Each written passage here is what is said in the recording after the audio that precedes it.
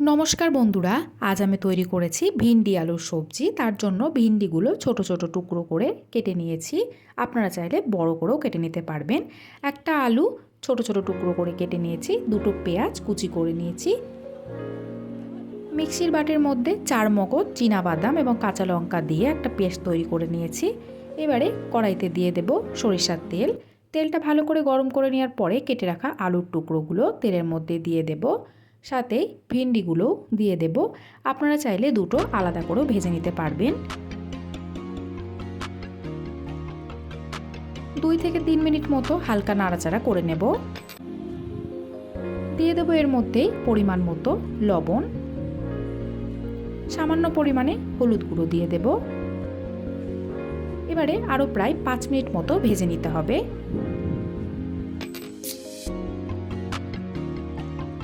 আলু এবং ভিন্ডিগুলো 5 মিনিট মতো ভেজে নেওয়া হয়ে গেছে। এবারে কড়াই থেকে তুলে নেব।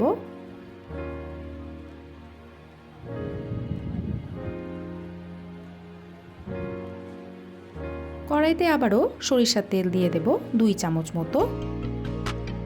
তেলের মধ্যেই দিয়ে দেব কালো জিরে সামান্য পরিমাণে, দুটো চেরা কাঁচা লঙ্কা দিয়ে দেব তেলের মধ্যে, পেঁয়াজ কুচিটাও দিয়ে দেব। পেঁয়াজগুলো ভালো করে ভেজে নিতে হবে। পেঁয়াজটা দেখুন ভেজে নেওয়া হয়ে গেছে হালকা লালচে করে। এবার এর মধ্যে ভেজে রাখা আলু এবং ভিন্ডিগুলো দিয়ে দিতে হবে। সমস্ত কিছু একসাথে আবারও প্রায় 2 থেকে 3 মিনিট মতো নাড়াচাড়া করে ভেজে নিতে হবে।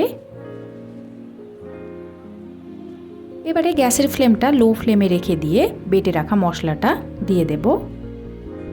সামান্য পরিমাণে জল দিয়ে দেব। জল দিয়ে দেওয়ার পরে মিডিয়াম টু হাই ফ্লেমে রেখে দিয়ে নাড়াচাড়া করে মিশিয়ে নিতে হবে।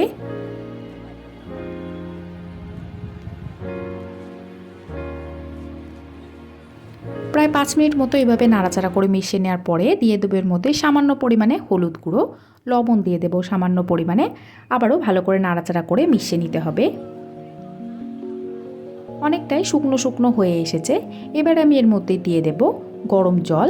আপনারা অবশ্যই জলটা নিজেদের আন্দাজ মতনই ব্যবহার করবেন। নাড়াচাড়া করে মিশিয়ে নিতে হবে।